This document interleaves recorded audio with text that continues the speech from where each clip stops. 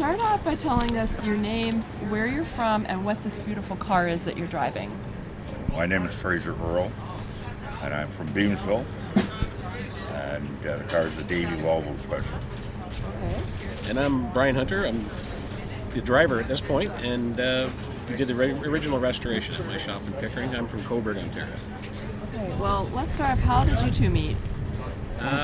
We were neighbors. You worked where I lived. Yeah, Fraser had a townhouse in Mississauga, and I was running a gas station for a friend of mine across the road. And one day there was a nice young man in a wheelchair selling hamburgers and hot dogs for muscular dystrophy, and it was Fraser's son. So my son had worked in Mississauga at a landscaping company on weekends.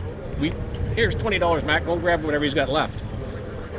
Fraser came in the next morning and said, that was really nice of you doing that. And then we just hit it off from there. We started going to the vintage races together, and our two sons, and we had a great time. So how long have you been racing together? Jeez. Well, we got the car in, 1995. I started restoring it in 95. Yeah. And we raced it in 2001 for the first time. Yeah. Okay, so my understanding is that, Fraser, you built this car. No. Don Davy actually built it. Okay. As legend goes, I couldn't carry Don's tool pouch, but I'm pretty handy with it. He was standing in the barn at the time. I designed No, it. he Built designed it. it. You designed it. Yeah. Most of it, yeah. Okay. Don did too, In 1959. in 59, yeah. What was going on in your world in 1959? Nothing but failure. Except for this. No. I was just out of high school. Don was out of high school. First job, I think Don was making 80 cents an hour. And I was with the bank at $1,600 a year. And I wasn't with the bank for long. And Don went up, obviously, and what he did. And it took a year to build the car. Getting back to the car, it took a year to build the car. Okay. And on January 1st, 1959, we actually got together and laid out the frame. And we had 100 feet of 1-inch thin wall tube. Laid out the frame in the barn floor, and went on from there. A little interesting sidebar. During the winter time, in this old uninsulated barn, and we were in the fruit district, Vineland, yeah. Vineland, and had a pot-bellied stove. And we heated the barn by burning peach pits, which burns like coal. We would turn a pot-bellied stove cherry red. Did it Amazing. smell nice? Not particularly. It smelled like burning garbage. That's what it was. But we got the peach pits free, so that looked like a good deal. How did it get its name? Pardon? How did it get its name? Pretty simply, Don Davy, and just morphed into the Davy Volvo Special because as the Volvo, and very few Volvos were around. As a matter of fact, the third guy involved in it that way was in some of the pictures in the book. And that year or the year before, I've forgotten which, borrowed a Volvo 444, which was the first 4-speed Volvo in Canada, borrowed one and entered it in the Canadian Winter Rally, and it burned to a crisp.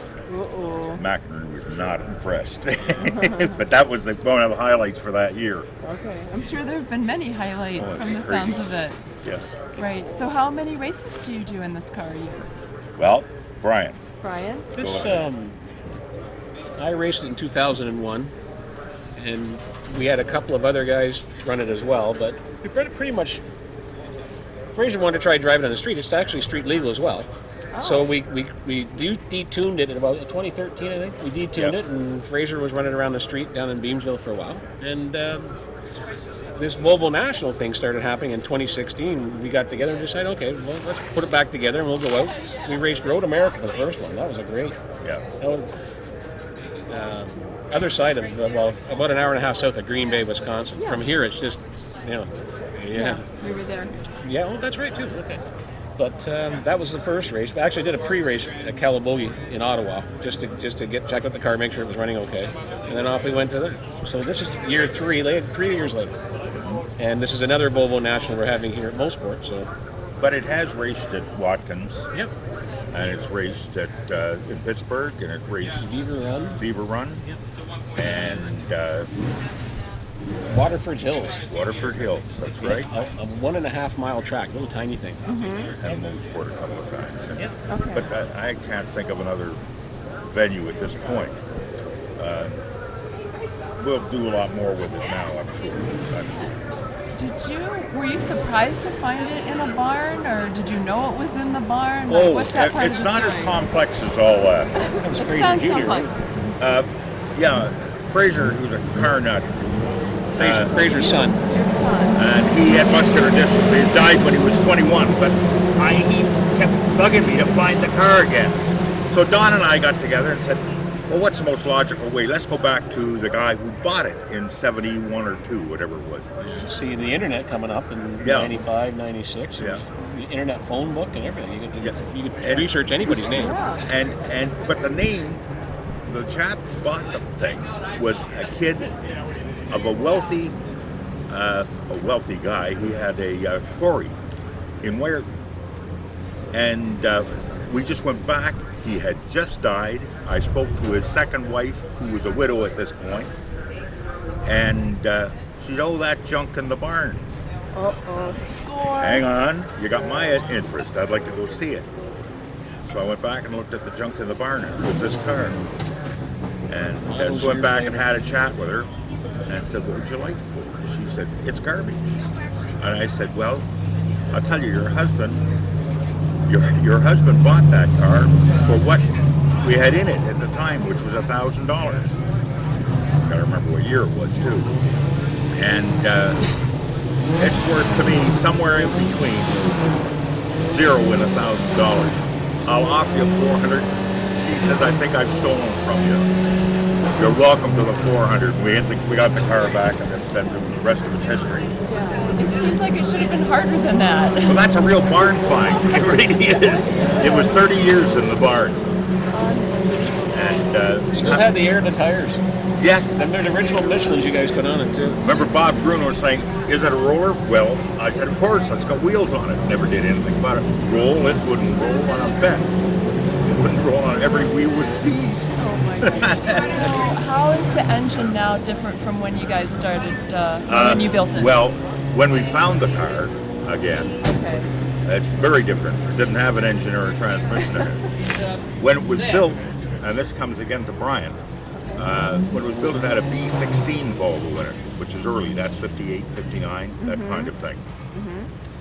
And over the past 15 years or so, my dream is to put the car back to where it was. And it's hard to find people that you trust with that kind of a thing. B happens to be him, unfortunately or not. I trust him with Suck putting you in this, again. suck you in again. It's a terrible thing what we do for nothing, isn't it? Yeah. Well, it Anyway. to bring you some joy. Yes, it does. Absolutely. We've collected parts. We now have, and this will be interesting to the historians, an original Judson supercharger for the Volvo B16, which makes this a very rare car, a very rare thing to put together.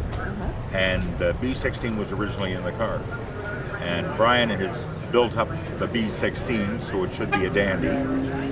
And when the blower goes on it, that's when we're going to present it to VSCCA, and it has been already acknowledged as being eligible for VSCCA as a vintage car. And when is that? First part of next year. Yeah, probably, Accurately when? We'll stay tuned May. for that. May of next year. Where will that be?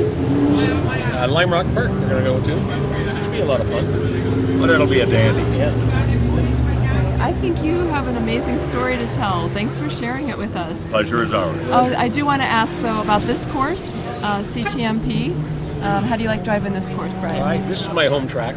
Actually, this is the first car I ever drove here when I got my license, so it's just like coming home again. I haven't driven this car here since 2001. So it's 18 years later, I'm driving it again here, so it's great. I love the track. What do you think about Moss Corner? Oh yeah, it's every corner of this place. But yeah, Moss Corner is one of the tough ones. Okay. It's one word that describes it. Yeah, it's this track and an Andretti straight, named after Andretti because he was the first to do 200 miles an hour on it. Yeah, and Sterling Moss actually designed Turn 5 as a 3-part turn. It's very, very complicated. it's almost impossible to get it right. So we keep trying. A lot of history here. Sorry? A lot of history here. Yes, there is a lot of history here. If you see some of the Jackie Stewart, all the original Formula One guys raced up here until the mid '60s, late '60s, when they put everything in Montreal, on the island of Montreal, after '67. Okay, Fraser, were you a race fan? Did you come and watch races or race yourself? Have When you we ever were raced kids, yourself? sure. Yeah? You hung out here? My first year at Watkins Glen was 1957 or 58. Those were the days. That's where the donor car came from as well. That's right. For the motor and transmission and rear end for this car. Yeah. Okay. A kid was driving his father's car around, herring around, not on the track, and it had 6,000 miles on the car, and he smashed it to the level where the only straight body panel was the roof, or the trunk lid, and that's how badly it was smashed. And Don bought it for $101, the whole car. Dragged it back. Dragged it back and started in this. Okay. So that's this car's early history. It's early life. Okay.